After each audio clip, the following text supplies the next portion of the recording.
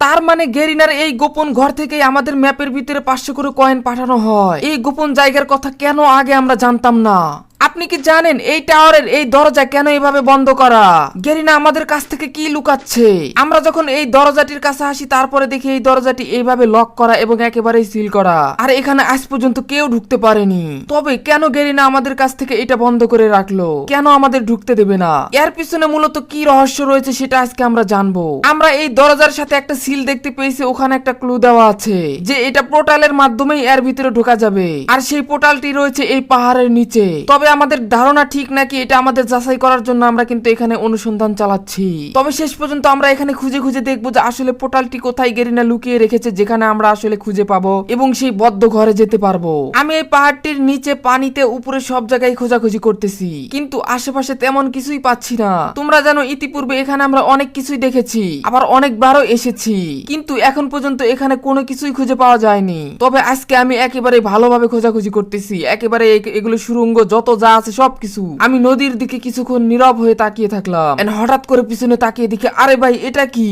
এখানে একটা কি যেন ঝিলমিল করতেছে। আমি তাড়াতাড়ি করে এখানে দাঁড়িয়ে পড়ি এবং তাড়াতাড়ি করে এখান থেকে জাম করে এটার ভিতরে যাই। এখানে যখনই আসি তারপরে দেখি আরে এটা তো টেলিপোর্ট লেখা, তার মানে অবশেষে আমরা পেয়ে যাচ্ছি, ওই ঘরেই মনে হয় নিয়ে যাবে। আবার এটা আমাদের কোনো গোলক ধাঁধাও হতে পারে। এখানে আমি যেতে পারছিলাম না, তাই দাঁড়িয়ে যখনই টেলিপোর্ট করি হঠাৎ করে দেখি আরে এটা কোন জায়গায় আসলাম।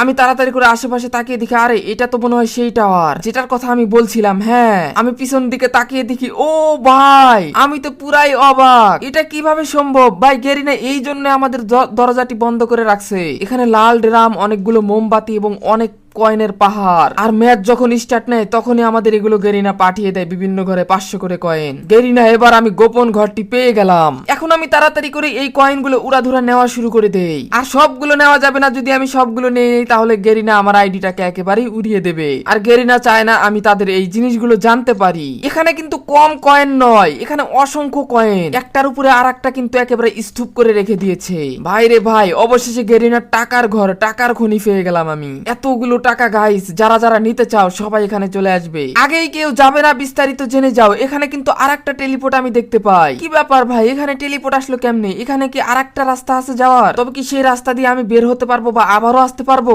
একটা ঘরে কত রাস্তা।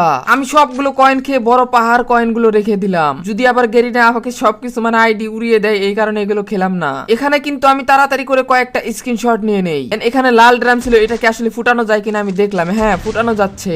এরপরে আমি এখান থেকে বাইরে যাওয়ার জন্য তাড়াতাড়ি করে পোর্টালটা ধরি। আর আমি যখনই পোর্টালটা ধরি সাথে সাথে দেখি আমাকে পিকে নিয়ে এসেছে এবং পিকের ঘরে। কিন্তু ওই জায়গা দিয়ে আসলে ওখানে যাওয়া সম্ভব না, কারণ এটা পিকের একেবারে ঘরের ভিতরে, উপরে ছাদের ভিতরে রাখা হয়েছে। আমি নিচে এসে দেখি ভেন্ডিং, এখানে আমরা আসলে রিভাইভও দিতে পারবো।